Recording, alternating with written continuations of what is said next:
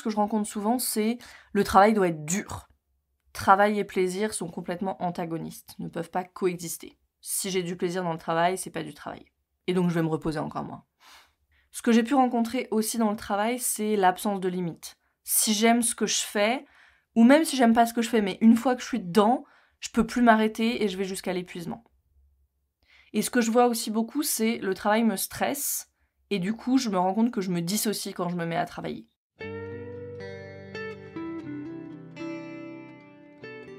Bienvenue dans Pas de soucis, le podcast pour se libérer de l'anxiété avec Camille Thomas. Je suis Camille et avant d'être coach de santé, j'ai été une grande anxieuse. Je me suis libérée de l'anxiété le jour où j'ai compris que ce n'était pas dans ma tête. Pas de soucis, c'est le podcast pour celles et ceux qui sont fatigués par tout ce qu'ils ont essayé et qui savent qu'ils ont le pouvoir de guérir de l'anxiété naturellement. Alors si tu veux vivre sans anxiété et que tu as l'intuition qu'on ne t'a pas tout dit, ce podcast est pour toi. Je te retrouve tous les lundis pour explorer les pistes qui te permettront d'accéder au calme à l'intérieur de toi. Bienvenue dans ce 3e et dernier épisode de notre série sur l'attachement. Dans cet épisode, on va parler travail et repos. Je vais être sans filtre dans cet épisode parce que c'est un domaine où j'ai eu beaucoup de mal à amener de l'harmonie dans ma vie. Je suis entrepreneur aussi, donc je vais te parler de tous ces sujets-là et je vais t'en parler du point de vue de l'attachement, du système nerveux et du trauma. Tu commences à avoir l'habitude.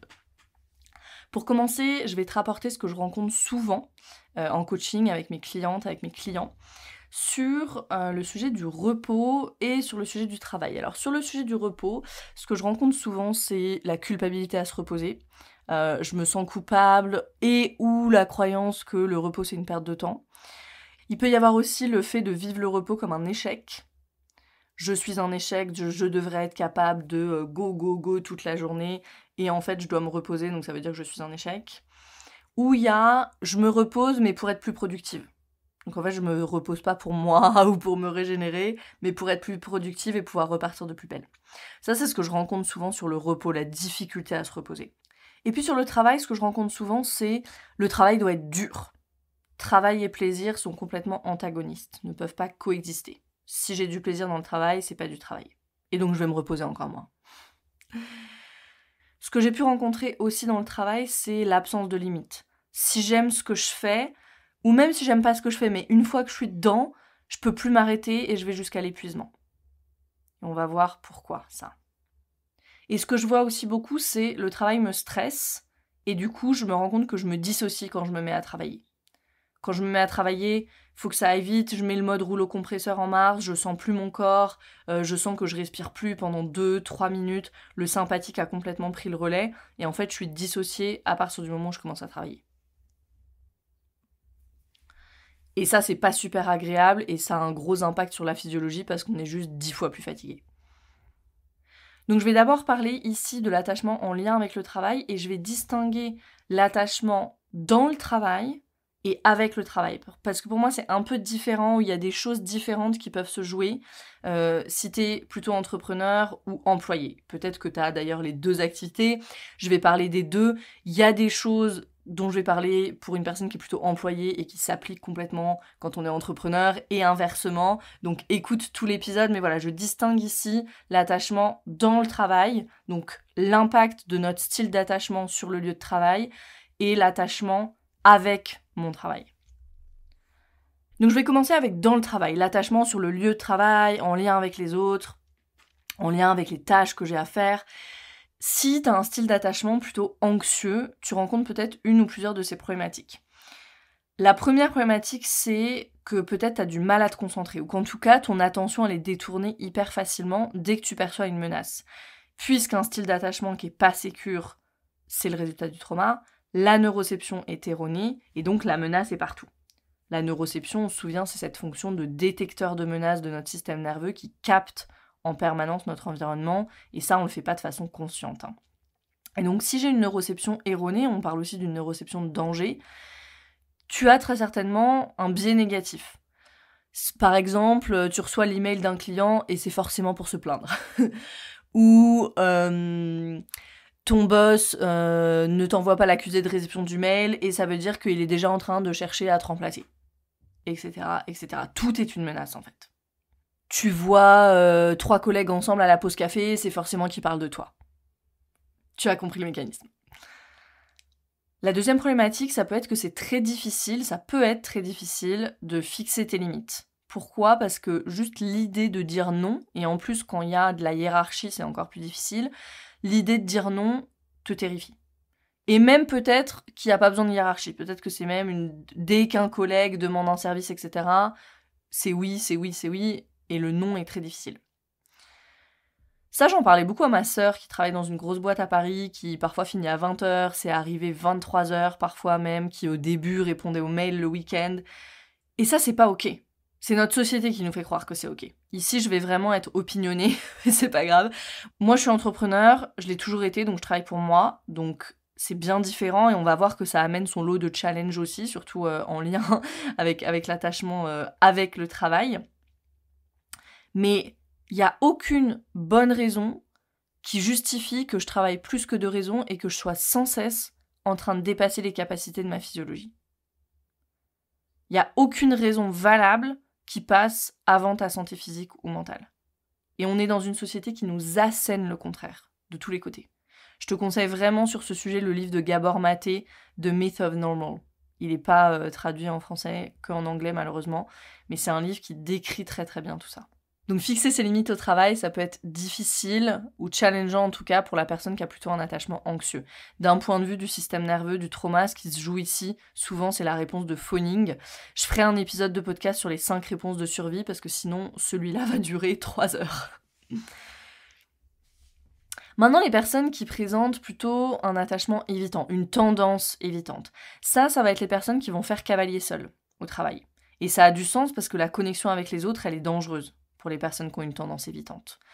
Si c'est toi, ce qui se passe, c'est que tu décides très probablement ce que toi tu dois faire, sans vraiment prendre en compte ce que les autres veulent, hiérarchie ou pas. Et ça peut conduire à des conflits, à de la méfiance de la part des autres, et du coup cette méfiance, peut-être qu'elle conduit les autres à surveiller encore plus ton travail, ça t'agace davantage, et du coup tu rejettes encore plus les suggestions et les directives.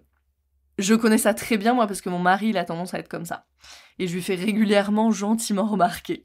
Donc il travaille dessus. Il est entrepreneur, lui aussi, dans la stratégie pour les entreprises. Et toutes les fois où il a essayé de s'engager davantage avec une entreprise plutôt sur un contrat employé, ça s'est pas bien passé parce qu'il fait cavalier seul pour tout, en fait. Et il estime toujours que les autres ne travaillent pas sur ce qui est important, qu'il le dérange dans son avancement à lui, etc., etc. Donc il finit toujours par redevenir consultant. Maintenant, il sait que c'est le résultat de son attachement, donc il met de l'eau dans son vin, il travaille à développer un attachement plus sécure, et en même temps, il en fait une force de cette capacité à prendre des décisions et à avancer. Parce qu'on peut tirer des forces aussi, je vais en parler quand je vais parler de l'attachement avec le travail, de ces styles d'attachement, il y a des choses bonnes finalement qui viennent aussi avec ça. Mais voilà, quand on a une tendance évitante, la connexion est dangereuse et donc c'est pas facile d'être en connexion. Et à partir du moment où on est dans un travail et on a des collègues, il y a un lot de challenges qui viennent avec ça. Quand on veut faire cavalier seul, c'est pas forcément évident. Pour les personnes qui ont un style d'attachement désorganisé, le meilleur mot pour décrire ces personnes-là, c'est qu'elles se sentent coincées. Ces personnes, finalement, elles vont partager beaucoup de peur avec les personnes qui ont tendance à avoir un attachement anxieux, mais la différence, c'est qu'elles n'ont pas la certitude qu'elles vont pouvoir arranger les choses. Donc si je reprends l'histoire du mail qui est potentiellement menaçant parce qu'on ne sait pas ce qu'il va y avoir dans le mail, la personne qui a un attachement anxieux, elle aura peut-être plus tendance à ouvrir le mail tout de suite, régler la solution, ça la fait partir en sympathique en fait. Donc il faut trouver une solution tout de suite, je réponds, j'ouvre le mail, et après je peux oublier. La personne qui a un attachement plutôt évitant, elle ouvrirait pas le mail. On va faire comme si on n'avait jamais reçu ce mail. Et la personne qui a un style d'attachement désorganisé, sûrement qu'elle va pas ouvrir le mail non plus, mais parce qu'elle part dans la réponse de figement. C'est vraiment ce fameux « il faut mais je peux pas ». Il faut mais je peux pas. Ou alors elle va ouvrir le mail, mais juste elle saura pas quoi répondre. Il y a rien qui va lui venir à l'esprit et elle sera complètement figée. Et c'est super difficile parce que cette réponse de figement où finalement on n'est plus capable de rien faire parce qu'on est complètement figé, c'est logique, elle peut être très présente dans l'attachement désorganisé et peut y avoir beaucoup de honte qui vient avec ça et peut y avoir aussi une croyance un peu sous-jacente de pourquoi essayer en fait. Ça sert à rien, je vais même pas essayer. Et ça c'est difficile au quotidien dans le travail à vivre. Et un petit rappel ici sur les styles d'attachement, je rappelle quelle est ma théorie sur le sujet, je pense qu'on a toutes et tous soit un attachement sécure, soit un attachement désorganisé, avec après une tendance anxieuse ou évitante. Donc si tu te reconnais dans plusieurs de ces descriptions, ou si tu te reconnais partout même, pas de panique, ça se travaille, et on peut vraiment changer les choses en venant travailler sur son système nerveux, sur ses traumas, sur son style d'attachement. Et peut-être que tu te reconnais d'ailleurs dans l'attachement sécure. Les personnes qui ont un attachement sécure au travail, elles vont vraiment être capables de prendre les tâches comme elles viennent, les unes après les autres. Elles vont être capables d'être dans la résolution de problèmes. Elles vont travailler dur, mais elles n'ont pas non plus peur d'exprimer leurs besoins, de poser des limites. Et elles savent qu'elles sont capables de remplir leurs tâches, de faire leur travail et de le faire bien. Et elles n'ont pas peur de comment les autres vont réagir envers elles. Et du coup, ça va être des personnes qui, de façon générale, vont mieux gérer leur temps parce qu'elles sont super à l'aise avec le fait de prioriser les tâches, de prendre en compte ce qu'elles estiment important, mais aussi ce dont les autres ont besoin. Elles vont fixer leurs limites et du coup, la gestion du temps, elle est beaucoup plus facile. Maintenant, je vais passer à l'attachement avec le travail. Donc, plutôt pour les entrepreneurs ici, mais encore une fois, si tu as un travail employé-salarié et que tu es en charge de projets, de dossiers, que c'est du mini-entrepreneuriat en gros dans l'entreprise, ça s'applique aussi. Je vais parler des aspects positifs puis des aspects plus problématiques de chaque attachement en lien avec le travail. Et je vais commencer par les aspects positifs. Les entrepreneurs qui ont une tendance anxieuse, c'est des personnes qui vont souvent être très bonnes dans le réseau parce qu'elles sont capables de développer des relations avec d'autres personnes et vraiment de connecter au niveau émotionnel. Aussi parce que souvent, elles n'ont pas vraiment leurs limites en place en termes émotionnels et donc elles ressentent beaucoup ce que sentent les autres. Mais ça, si c'est bien utilisé, finalement, ça peut être vraiment une force parce qu'elles vont comprendre les émotions des autres, elles peuvent amener les personnes à partager leur expérience, ça va amener de la collaboration, il y a de la communication et en équipe, ça marche bien ça. Et du coup, c'est plus facile de s'entourer et de créer une équipe. Ça va être des entrepreneurs qui ont tendance à se conformer aux besoins de leurs clients, donc ils vont être très attentifs aux besoins de leurs clients. C'est à double tranchant ça. C'est super dans le sens où, du coup, on va toujours trouver des nouvelles solutions, trouver des idées pour satisfaire le client, donc ça c'est génial. Et après, je vais en parler quand je vais parler des aspects plus négatifs, mais ça peut mener aussi à l'épuisement ça. Mais c'est une force en tout cas, parce qu'on est dans la résolution de problèmes pour le client et on est vraiment à l'écoute des besoins. Et ça c'est essentiel dans toute activité. Et c'est des personnes aussi, c'est souvent ces entrepreneurs qui vont être capables de se remettre en question. Après, ce qui va être plus problématique justement quand on parle de cette empathie et d'absorber un petit peu les autres, de se conformer aux besoins des clients, ça va être justement cette difficulté à dire non, à poser des limites. Et si l'entrepreneur, il a déjà une équipe, une des conséquences de ça, ça peut être de fixer aussi des attentes qui sont impossibles à réaliser pour les autres, du style, je sais pas moi, le client, il nous demande de faire pousser des fraises sur l'Everest. Et il faut absolument qu'on fasse ça. Parce qu'il faut le résultat positif pour le client. Et ça, c'est pas facile pour travailler en équipe. Les personnes qui ont une tendance anxieuse, ça va être aussi des personnes qui ont tendance à prendre beaucoup de responsabilités personnelles et qui prennent en charge énormément de tâches. Moi, je le sais, je peux le faire, je vais le faire. C'est la phrase que j'ai le plus répétée pendant mes 4 premières années d'entrepreneuriat. Quand j'avais mon associé dans ma première start-up et après, dans mon équipe de terrain, je laissais même pas les autres avoir l'occasion de dire « je peux le faire », que j'avais déjà dit « je vais le faire ». Et souvent, ça, c'est dans le processus, on néglige nos propres besoins. Et ça, c'est la recette pour l'épuisement. Et j'ai dit que j'allais être transparente ici, pour être tout à fait honnête, moi j'en paie les conséquences aujourd'hui, ça, de ces 4 années d'entrepreneuriat où j'ai fonctionné comme ça. Je l'ai vu sur ma santé, notamment sur mes hormones.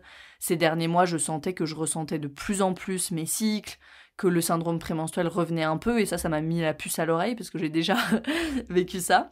Donc j'ai décidé de me faire accompagner, de ralentir encore plus, et vraiment cette fois, parce que je sais que ces 4 années d'entrepreneuriat complètement désorganisé, complètement anxieux, ça a eu des conséquences sur ma physiologie.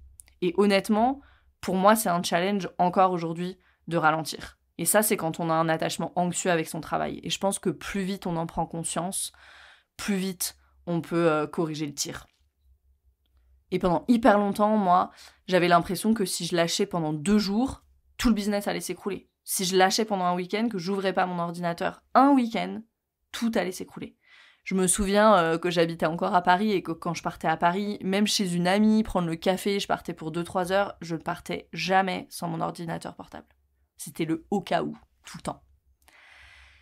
Et c'est hyper difficile à vivre ça. Parce que les personnes qui sont pas entrepreneurs, honnêtement, ont beaucoup de mal à comprendre, te disent de te reposer, que t'as une tête horrible, que t'as l'air fatigué, et toi t'as juste l'impression que prendre une semaine de vacances, ça reviendrait à jeter à la poubelle tout ce que t'as fait pendant les derniers mois, voire les dernières années en fait. Et c'est hyper intéressant ça, parce que j'ai creusé un peu le sujet, je me dis mais comment ça se fait que les autres, les personnes qui sont pas entrepreneurs, peuvent pas forcément comprendre. Et en cherchant un peu, j'ai trouvé une étude finlandaise de 2019 sur le parallèle justement entre l'attachement de l'entrepreneur à son projet et l'attachement du parent à l'enfant. Je vous lis quelques lignes de l'abstract de l'étude. L'étude dit « Nous constatons que les entrepreneurs et les parents montrent des signes similaires de lien affectif, que la confiance en soi joue un rôle dans le style de lien et que le degré auquel les entrepreneurs incluent leur entreprise dans le soi et auquel les parents incluent leurs enfants dans le soi influence leur capacité à faire des évaluations critiques. Nos résultats suggèrent que le lien affectif est similaire pour les entrepreneurs et les parents. » Et ça, c'est super intéressant parce que j'ai évolué beaucoup dans le monde de l'entrepreneuriat et dans les startups, et on entend souvent les entrepreneurs dire ça. C'est mon bébé. Et là, il y a une étude qui nous montre que c'est vrai. Et ce que ça suggère aussi, c'est pas dans l'étude parce que c'était pas son objet, mais c'est donc que notre style d'attachement détermine la relation qu'on a à notre activité. Et donc pour moi, c'est intéressant de voir que ce qui n'était que du vocabulaire que j'avais entendu, en fait, est corroboré par la recherche. Parce que quand on monte son projet, et ça peut être aussi pour quelqu'un qui est salarié, qui prend hyper à cœur les dossiers qu'il a en charge ou les projets dont il a la charge dans l'entreprise, ça peut s'appliquer aussi. Là, notre style d'attachement va avoir énormément de conséquences. Et donc c'est intéressant de voir que du coup, il y a énormément de choses qui se jouent au niveau subconscient et qui vont nous amener à prendre des décisions qu'on n'aurait peut-être pas prises si on avait un attachement sécure. Et je pense que c'est important, même si on n'a pas encore aujourd'hui un attachement tout à fait safe, tout à fait sécure, d'avoir ça à l'esprit. Et ce qui peut se passer aussi si on a un attachement anxieux à notre travail et qu'on a un projet, c'est de dépenser trop ou de réaliser des actions, des tâches, des projets supplémentaires qui en fait apportent pas de valeur ajoutée à l'entreprise parce que juste on veut tout lui donner. Et c'est ce que dit l'étude finlandaise, notre attachement altère notre jugement. Et moi, je peux vraiment témoigner là-dessus, avec ma première entreprise qui était vraiment mon bébé, et plus que ça, c'est même pas c'était mon bébé, c'est j'étais cette entreprise en fait. Et du coup, j'ai pris toutes les mauvaises décisions. Maintenant, je peux le voir. Et c'est pas facile de voir ça, mais maintenant je peux le voir. Ce qui fait que j'ai arrêté le projet, parce que j'étais arrivée vraiment au bout de mes capacités. Je me sentais dans l'impasse, avec plus aucune énergie pour trouver des solutions, je m'étais endettée sur le chemin, et il fallait que ça s'arrête. Ça a été aussi la meilleure business school au monde. Ne faites pas une école de commerce. Moi je le conseille à tout le monde, ne paie pas 20 000 € pour une école de commerce. Mets-les dans un projet, c'est 20 000 €. Si c'est ton premier projet, tu vas sûrement les perdre, mais tu auras appris 1000 fois plus de choses qu'en étant dans les cahiers ou dans des projets étudiants qui simulent la vraie vie. Parce que moi, je les avais fait, ces projets-là, en entrepreneuriat, et ça n'a rien à voir avec quand on est après vraiment dans le vrai milieu du business. Avec le travail, les personnes qui ont un attachement plutôt anxieux, elles peuvent souvent devenir justement très anxieuses quand les choses ne se passent pas comme prévu ou ne se passent pas comme elles le souhaitent, en tout cas, et reporter leur frustration sur leur entourage. Complètement. Moi, je me suis séparée de mon compagnon de l'époque, avec qui j'étais depuis 4 ans, parce que je lui donnais 1% de moi, en fait. Et les 99 autres pourcents allaient à mon projet. Et c'était beaucoup de souffrance, ça. Lui était désemparé, savait plus quoi faire pour essayer de me faire ralentir. Moi, j'étais dans ma roue de hamster avec la sensation qu'un tigre me courait après. Et je considérais que les miettes de mon temps que je lui donnais, je considérais déjà que c'était un immense privilège. Et aujourd'hui, je sais que ça a dû être très difficile pour lui et je pense qu'il a beaucoup souffert en silence. Et ici, j'ouvre une parenthèse. Ça, sur le chemin de guérison du trauma, de la régulation du système nerveux, ce sont des vérités qui sont vraiment pas confortables. C'est pas agréable pour moi de raconter tout ça, là maintenant. C'est vraiment pas confortable. Les relations qu'on a gâchées, les personnes qu'on a fait souffrir, le temps perdu, mais on doit être capable de le voir. On doit être capable de traverser notre propre douleur, d'avoir créé tout ça, parce qu'on l'a créé, consciemment ou inconsciemment, et de faire le deuil de ce qu'on peut plus changer. Il y a que comme ça qu'on va pouvoir faire de la place pour autre chose. Il y a que comme ça. Et après, quand on a avancé un petit peu plus sur notre chemin et qu'on peut réaliser, qu'on peut se rendre compte de cette autre chose qu'on a réussi à créer, là, on peut être fier, on peut avoir de la gratitude. Moi, l'harmonie que j'ai créée pour moi-même aujourd'hui, elle n'est pas encore parfaite, mais elle est à des années-lumière de ce qu'elle était il y a 3-4 ans. Je sais quel est le résultat de tout ce travail de guérison que j'ai fait et je la savoure encore plus, cette harmonie, pour ça. Parce que je sais que vraiment, c'est moi qui l'ai créée. Et je me donne de la compassion en même temps pour ce que j'aimerais encore améliorer et ce qui reste encore... Il y a des choses qui restent encore un challenge pour moi. Je parlerai de la difficulté à se reposer après. Maintenant, allons vers l'attachement évitant. Les personnes qui sont plutôt évitantes, alors en lien avec le travail, les entrepreneurs évitants, de quoi est-ce qu'ils peuvent faire une force ? Ils peuvent travailler sans relâche, souvent. Ces personnes-là, elles arrivent à travailler sans relâche pour obtenir les résultats nécessaires, coûte que coûte. Et c'est normal parce que ces personnes-là, elles sont souvent déconnectées de leur corps, donc elles portent pas attention à leurs besoins. Tu sais, c'est la personne dans ton espace de coworking qui est là pendant 16 heures et qui enchaîne les cafés. Souvent, c'est une personne qui a tendance à être plutôt évitante. Mais c'est des personnes aussi, vu qu'elles font plutôt cavalier seul, elles sont très conscientes de leurs compétences, elles travaillent très bien de manière indépendante, donc ça peut être des forces.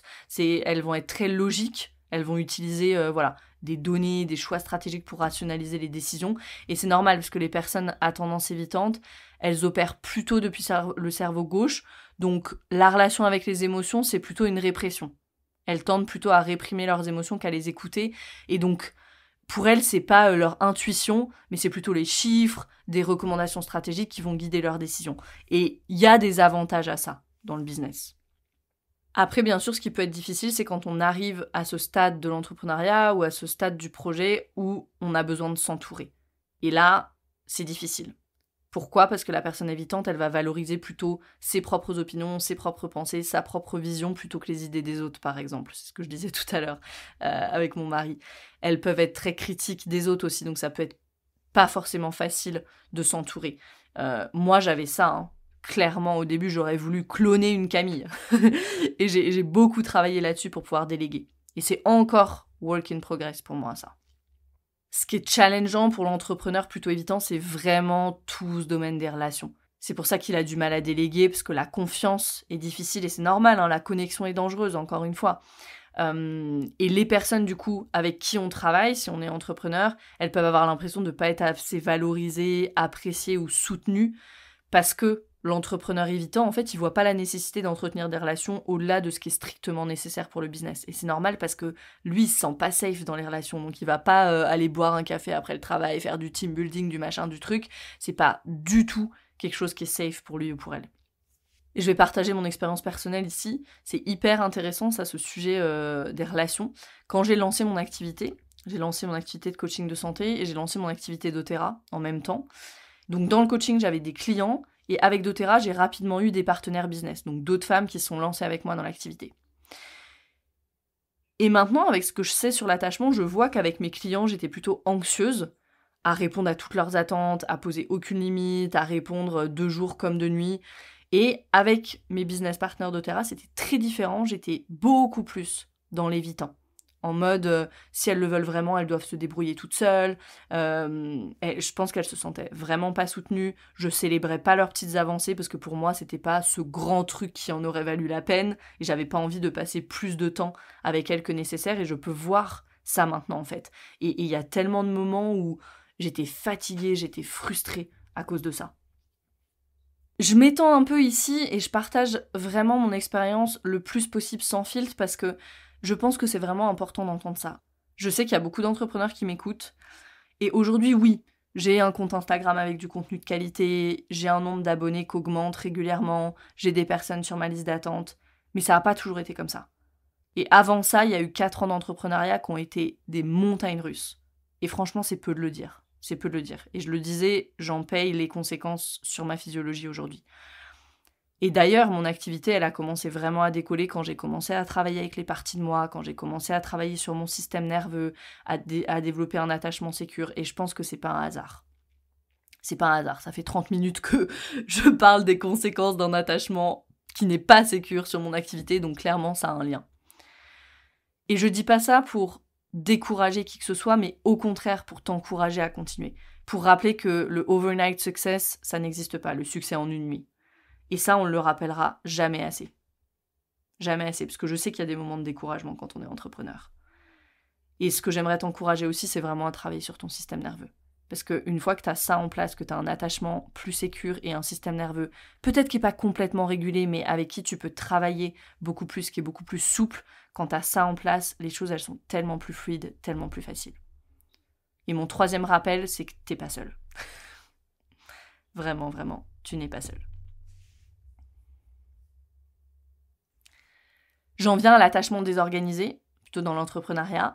Ça va être les personnes qui vont avoir du mal en tout cas, à prendre des décisions importantes dans leur business. Pourquoi ? Encore une fois, c'est des personnes qui appuient sur le frein et l'accélérateur en même temps, donc souvent elles sont figées.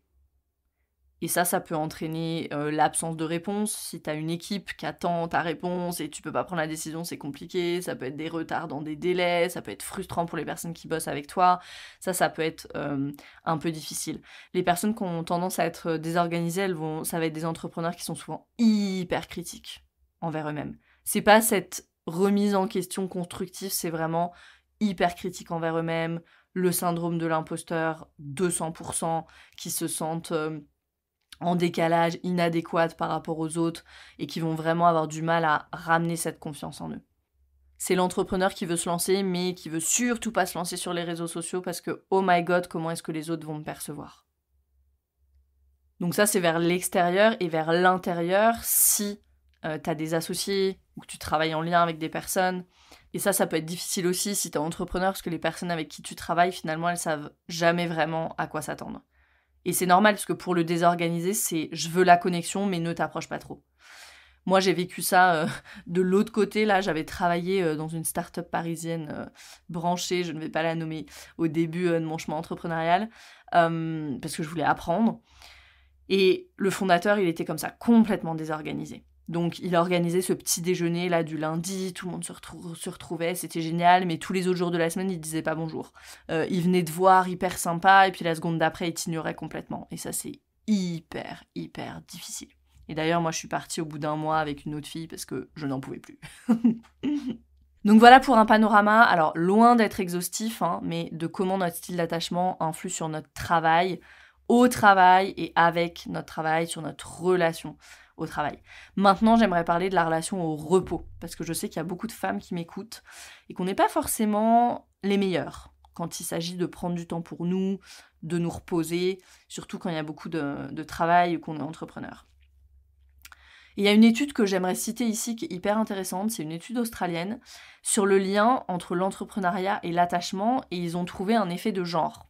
Donc ils disent dans l'étude, l'effet apparent du sexe est particulièrement intéressant. Les hommes chefs d'entreprise, on dit business owners en anglais, donc c'est chefs d'entreprise, entrepreneurs, à forte orientation entrepreneuriale, ont tendance à adopter un style d'attachement sécure, tandis que les femmes chefs d'entreprise à forte orientation entrepreneuriale ont tendance à adopter un style d'attachement évitant. Donc traduction simplifiée, les hommes se sentent beaucoup plus en sécurité dans le business que les femmes. Si tu ne le savais pas encore, c'est dit. Et je vais pas aller dans tout le sujet transgénérationnel ici, mais je pense qu'il y a de ça. Ça fait pas très longtemps que nous les femmes, on a l'occasion et même la possibilité d'être entrepreneurs, et donc on a eu beaucoup moins de temps pour travailler là-dessus. Il y a des choses qui, voilà, dans la société et en nous, ne sont pas en place, et voilà. Et donc c'est normal qu'on ait peut-être un peu plus de travail à faire sur créer la sécurité à l'intérieur de nous et que ce soit moins inné chez nous, en tout cas. Donc il y a ce transgénérationnel, et puis après il y a notre style d'attachement plus personnel en tout cas. Ce qui est sûr, c'est que si je me sens pas en sécurité dans mon business ou dans mon travail ou de façon générale, ça influe inévitablement sur ma capacité à me reposer, ou plutôt sur mon incapacité à me reposer. Déjà juste physiologiquement, parce que quand on est trop loin du ventral, nos tissus ne se régénèrent pas, et bye bye le sommeil réparateur. Et puis après, juste je n'arrive pas à m'autoriser à me reposer sans me sentir coupable, ce dont je parlais au début, sans me sentir coupable, ou le vivre comme un échec, penser que je devrais être capable de go toute la journée sans m'arrêter. Et ça, oh my god, est-ce qu'on peut se libérer de ça ? Ce n'est pas vrai. Ce n'est pas vrai. Moi, il y a quelque chose qui m'a beaucoup aidée. J'aime beaucoup les travaux de Dan Siegel sur le cerveau. Et Dan Siegel, il propose un modèle qu'il appelle l'assiette de l'Esprit Saint. The Healthy Mind Platter en anglais. Et dans son assiette de l'Esprit Saint, en fait, il met 7 temps dont on a besoin et qui doivent être présents dans la journée. Et tous ces temps-là doivent être présents quotidiennement. Et pour moi, c'était super intéressant de voir cette assiette de l'Esprit Saint qu'il propose, parce que j'admire beaucoup son travail. Et c'est très intéressant, je vais vous les dire, les 7 temps. Il y a le temps de sommeil, il y a le temps d'activité physique, il y a le temps de concentration, il y a du temps time in, donc du temps à l'intérieur de soi. Il y a du temps, le downtime, ce qu'il appelle le downtime, donc le temps de repos en fait, où on ralentit, le temps de jeu et le temps de connexion. Et moi, quand j'ai vu ça, j'étais là, ok, genre en fait, moi, du temps de jeu, il n'y en a pas beaucoup, du temps de connexion, il y en a, mais le temps à l'intérieur et le temps de repos, en fait, c'est ensemble pour moi. Genre le temps de jeu, de repos et le temps à l'intérieur de moi, genre je tends à tout mettre en un temps. Donc en fait, il me manque 3 de ces temps. Et tout ça, ça doit être séparé. En fait, le temps que je passe à l'intérieur, c'est pas le temps de repos, c'est pas la même chose, donc je dois me donner en plus du repos. Donc voilà, je mettrai dans les show notes le lien vers ce Healthy Mind Platter, mais je trouvais ça très intéressant et moi, ça m'a beaucoup aidé à me libérer de cette culpabilité du repos. Et ce que je veux souligner, ce sur quoi je veux insister, c'est que si tu as du mal à te reposer parce que tu as réalisé que tu as un attachement anxieux au travail, qu'il y a une partie perfectionniste de toi qui est très forte, qui est très présente, que tu n'arrives pas à ralentir parce que tu as réalisé que tu es dans l'addiction émotionnelle, que tu es shooté au cortisol, etc., etc. C'est pas facile et surtout, ça sera pas agréable de se reposer, en tout cas au début. Et ça, c'est vraiment important. Il y a une énergie qui vient avec les choses. Et l'énergie qui vient avec le repos, quand le repos c'est pas familier ou que c'est associé à une croyance très ancrée en moi que par exemple je mérite le repos une fois que j'ai tout terminé, ce qui n'arrive jamais, surtout si t'es entrepreneur, mais même si t'es maman, on sait que ça n'arrive jamais, le repos est une menace. Et du coup, quand je vais essayer de me reposer, je vais partir en sympathique, voire en dorsale. Et si je suis en sympathique, je vais avoir toutes ces pensées activantes. La to-do list, les ruminations sur ce que j'ai fait, ce que j'ai pas fait, ce que j'ai dit, ce que j'ai pas dit, ce que j'aurais dû dire à la place, etc., etc. Il faut comprendre ici le rôle de ces pensées. Le rôle de ces pensées-là, c'est de te garder en sympathique, puisque c'est l'état dans lequel est ton corps. Le cerveau, il fait que créer une histoire pour matcher notre physiologie. Le cerveau, il se dit, ok, vu tout ce que je sens qui remonte du nerf vague, là, la physiologie est activée, ça veut dire qu'il doit y avoir danger. Donc il faut que je la garde en mouvement. C'est pas le moment. Donc je vais lui proposer toutes ses pensées, il y en a bien une qui va la faire bouger. C'est ça qui se passe à l'intérieur. Et donc ici, ça sert à rien de changer nos pensées, ça sert à rien de se dire « oui, le repos est important, etc. etc. » Ça peut être utile de le savoir, mais une fois que j'ai régulé un petit peu mon système nerveux, quand j'ai dit que là, les travaux de Dan Siegel, ça m'avait beaucoup aidé, j'avais fait toute cette régulation du système nerveux avant. Donc ici, ce qu'il faut essayer de faire, c'est de matcher sa physiologie. Ok, si je sais que je suis en sympathie, qu'est-ce que je peux faire ? Je vais me mettre un peu en mouvement. Peut-être que je peux utiliser la musique. Moi, j'utilise beaucoup la musique personnellement pour passer d'un état à l'autre, ça m'aide énormément. Est-ce que je me crée un endroit dédié au repos avec plein de signaux de sécurité, avec plein de choses que j'aime, sur lesquelles je peux laisser mes yeux se poser, et ça, je sens que c'est utile et que ça calme ma physiologie. Est-ce que j'écris tout ce qui émerge dans ma tête. Quand j'ai cette to-do list là qui vient dans ma tête, tout ce que j'ai à faire, je l'écris comme ça, au moins je vide un petit peu ma tête, etc., etc. Trouve ce qui marche pour toi ici. Il faut que tu trouves ce qui marche pour toi. Et puis il faut que tu travailles avec les parties de toi. Celles qui nous empêchent de nous reposer, souvent c'est les parties de nous qui sont nos managers. Ok, je te renvoie à l'épisode sur les parties de nous, si tu as besoin de te rafraîchir là-dessus. C'est nos managers. Pour qui, souvent, il y a des risques énormes à ce qu'on se repose, à ce que le travail soit facile, plaisant, à ce qu'on ait nos limites en place dans le travail. Et souvent, nos managers, ils ont des visions extrêmes. Pas toujours, mais souvent. Moi, j'avais 2 managers en particulier. Il y a une partie de moi qui pensait que j'allais être rejetée, en fait, si je ralentissais et que je produisais pas du travail tout le temps, que j'allais être rejetée et que le résultat, ça allait être que j'allais dormir sous un pont. Il y avait une autre partie qui avait la croyance que je devais gagner le droit de vivre en travaillant. Donc, je te dis ça pour montrer qu'il y a toujours un risque pour ces parties de nous, même pour quelque chose d'aussi innocent que je vais me poser 15 minutes entre 2 activités. Pour moi, il y avait l'abandon, il y avait la pauvreté, il y avait la croyance que j'avais pas le droit de vivre si je me reposais. C'est des enjeux qui sont énormes. énorme. Et c'est le niveau d'intensité qu'il y avait dans ma physiologie. Donc voilà, c'est vraiment important de trouver ce qui marche pour toi. Ça peut être de planifier le repos, ça peut être de le vocaliser, de communiquer dessus avec ton partenaire. Voilà, moi c'est quelque chose que je fais beaucoup. Trouve ce qui marche pour toi. C'est vraiment important parce que cette incapacité à se reposer, c'est un des plus grands obstacles à la régulation du système nerveux. Cette régulation du système nerveux, elle implique un ralentissement. Elle nous oblige à ralentir. On ne peut pas être go, go, go, go, go tout le temps et réguler son système nerveux. Ça, pour le coup, c'est antagoniste. À un moment donné, ça va l'être. Mais il y a certaines choses à guérir avant même de pouvoir se reposer. Et si tu n'arrives pas à te reposer, tu le sais, tu le sens ça, qu'il y a certaines choses à guérir avant de pouvoir se mettre vraiment au repos. Ces étapes, c'est celles qu'on traverse dans mon programme de coaching, Arise. Et pour moi, c'est tellement magnifique de voir mes clientes traverser ces étapes, arriver de plus en plus à écouter leur physiologie, à savoir que oui, elles ont besoin de plus d'harmonie dans le travail-repos, qu'il y a des choses qui sont pas super en place là, à cet endroit-là, à voir ça et à créer assez de sécurité dans leur système nerveux pour pouvoir se donner ça et pour la créer, cette harmonie. Donc je vais terminer pour aujourd'hui cet épisode. Si c'est un travail que tu veux faire, rejoins la liste d'attente. Prochaine session de Arise le 6 mars. Merci de m'avoir écouté. Si tu as des amis entrepreneurs ou qui tu sais ont des difficultés dans leur travail, s'il te plaît, partage-leur cet épisode, j'aurais tellement aimé savoir ça, moi, il y a 5 ans, quand je me suis lancée en tant qu'entrepreneur, pour pouvoir être dans le siège conducteur de mon activité, prendre des décisions qui n'auraient pas du tout été les mêmes. Donc si ça peut aider quelqu'un à commencer ce travail, j'ai énormément de gratitude pour ça, et j'ai énormément de gratitude pour toi qui partage cet épisode. Merci infiniment, à très vite, et on se retrouve la semaine prochaine.